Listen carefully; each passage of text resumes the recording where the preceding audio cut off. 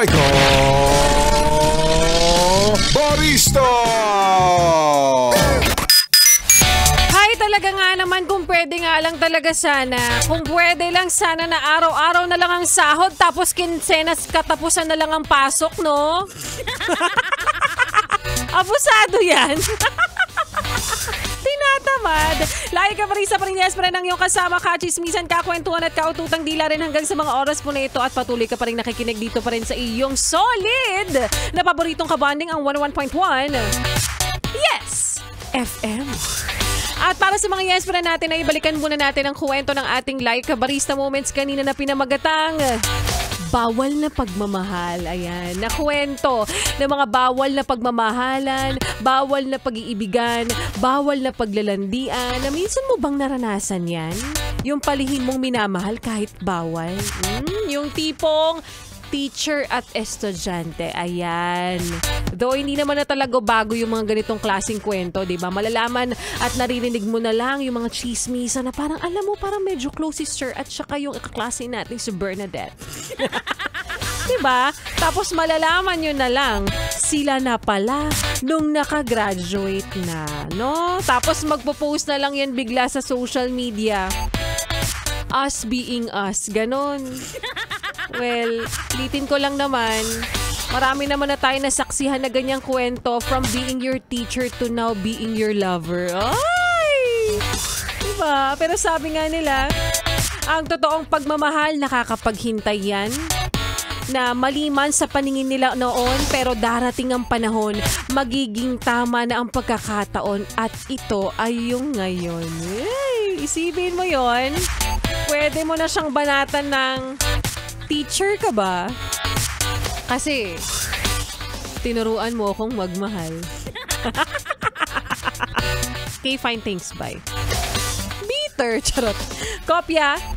Kopyang kopya. Ayan, at para sa mga yes pa rin natin nakikinig na sa biyahe masaya at ang kanila mga ngiti ay abot-anit talaga kasi nga today is well day. Congratulations. Natanggap mo ng buo ang iyong sweldo. Gusto ko lang sabihin sa'yo na parang regla lang ang sweldo mo. Minsan tatagal lang ng 3 araw at minsan wala pa. At heto na nga, i-congratulate na natin ang winner natin para po sa ating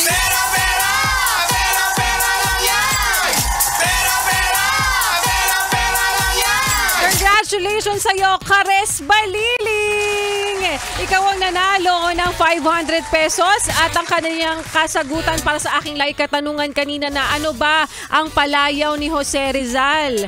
Ang sagot ay Pepe! Diba? Hindi naman Jojo, hindi naman Toto, hindi rin naman Totoy. Ang kasagutan ay Pepe. At para sa mga yes friend natin gustong manalo, na huwag kang mag-alala yes friend. Darating ang araw, darating ang pagkakataon, darating ang panahon.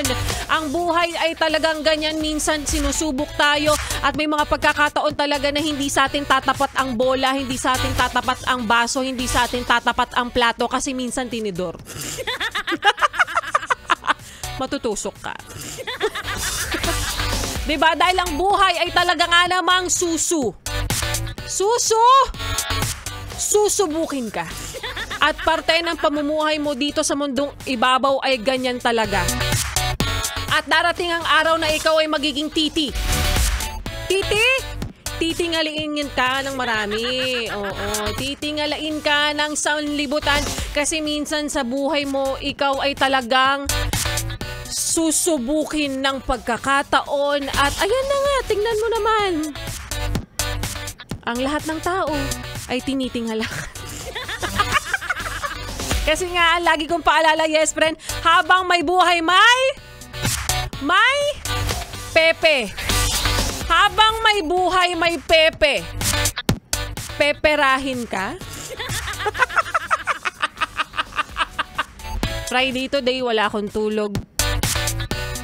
Wala tayong maayos na pangangatawan. Yun, gusto ko lang kayong inform, share ko lang. Anyways, yun. Paalala lagi ni Laika Barista sa inyo, yes friend. Kapag ikaw ay mayroong taong nakakasalumuha para sa mga walang jowa, dapat lagi kang may kiki. Dapat lagi mong tinataglay o pinapaira lang yung kiki. Lagi mo itong kiki. kikilalanin ng mabuti. Kasi mahirap na sa panahong ito na bigla ka na lang nagpapadalos-dalos sa desisyon mo at may taong bigla ka na lang, 'di ba? Susunggaban.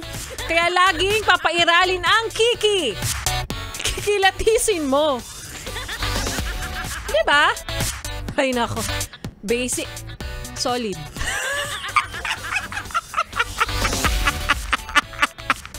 Dala ng araw ng Biyernes.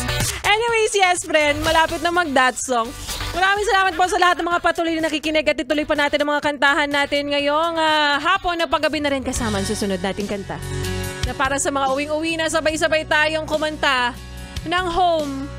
I Wanna Go Home. Dito sa 101.1 ESFM.